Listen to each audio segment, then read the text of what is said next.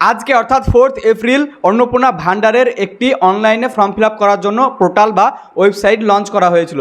কিন্তু আপনারা যখনই সেই পোর্টালে আপনারা আবেদন করার জন্য যাচ্ছেন, তো আপনাদেরকে কিছুটা এইরকম ইন্টারফেস দেখাচ্ছি এবং এখানে দেখে অনেক মানুষে ভাবছেন যে এই ওয়েবসাইটটি হয়তো বন্ধ হয়ে গেছে এবং এই ওয়েবসাইটে আর আবেদন করা যাবে না। তো এই বিষয় নিয়ে আজকে ভিডিওতে আপনাদের সঙ্গে আলোচনা করব এবং আপনাদেরকে বলে দেবো যে আপনারা এরপরে আর আবেদন করতে পাবেন কি পাবেন না, অর্থাৎ আবেদন করা কি বন্ধ হয়ে গেল নাকি আবেদন করা এখনও চালু আছে। সো সব কিছু আজকে ভিডিওতে আপনারা জানতে পারবেন। সো তার জন্য আপনারা ভিডিওটি প্রথম থেকে শেষ পর্যন্ত ওয়াচ করবেন।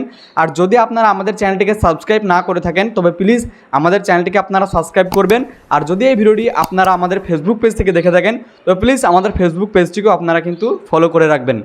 সো দেখুন, আপনাদেরকে বলে দিই, এই যে ওয়েবসাইট বা পোর্টালটির লিঙ্ক আপনারা কিন্তু আমাদের ডিসক্রিপশন বক্সে পেয়ে যাবেন। আর এখান থেকে আপনারা কিন্তু এটিকে ওপেন করতে পারেন। কিন্তু যখনই আপনারা ওপেন করবেন হয়তো আপনাদেরকে এরকম কিছুটা ইন্টারফেস শো হবে আর এইখানে প্রসেসিংয়ে আছে।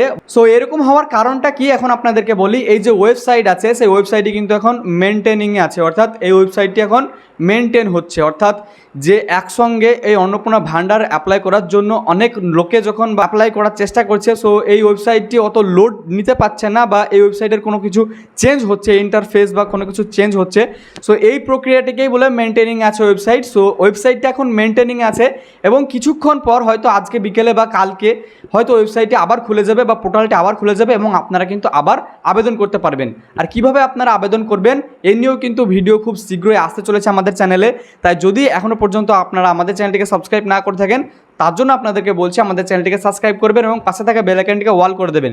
তাহলে যখনই আমরা এই নিয়ে ভিডিও আপলোড করব আপনাদের কাছে নোটিফিকেশন সবার আগে চলে যাবে।